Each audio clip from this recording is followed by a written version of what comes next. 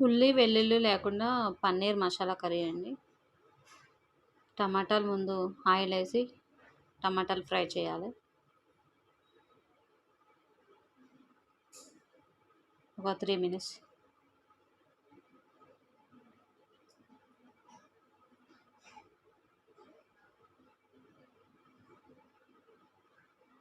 Fry అయిపోయాక కొంచెం ఒక 3 మినిట్స్ చల్లారాక మిక్సీలో వేసుకోవాలండి. కాజు,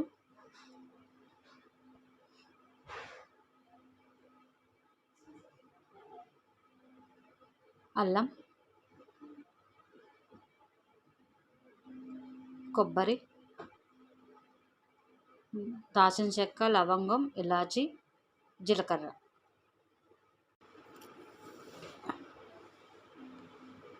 అవన్నీ మిక్సీ పట్టుకున్నానండి పేస్ట్.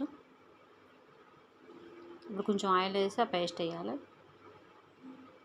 ఆ గ్రేవీ మొత్తం వేసాక పసుపు, కారం, 2 స్పూన్ల కారం, 1 స్పూన్ ఉప్పు,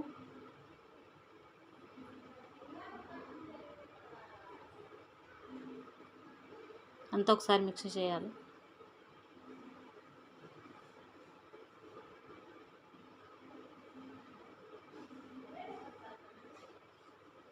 మంచిగా ఒక 5-10 మినిట్స్ మూత పెట్టి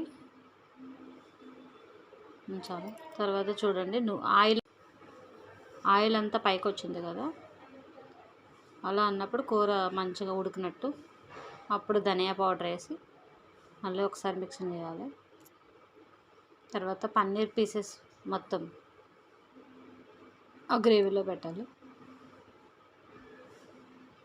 మొత్తం అంతా ఒకసారి మిక్సింగ్ చేయండి.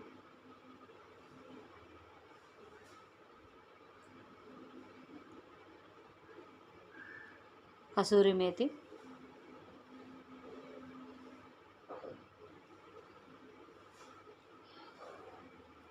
కొన్ని వాటర్ అండి.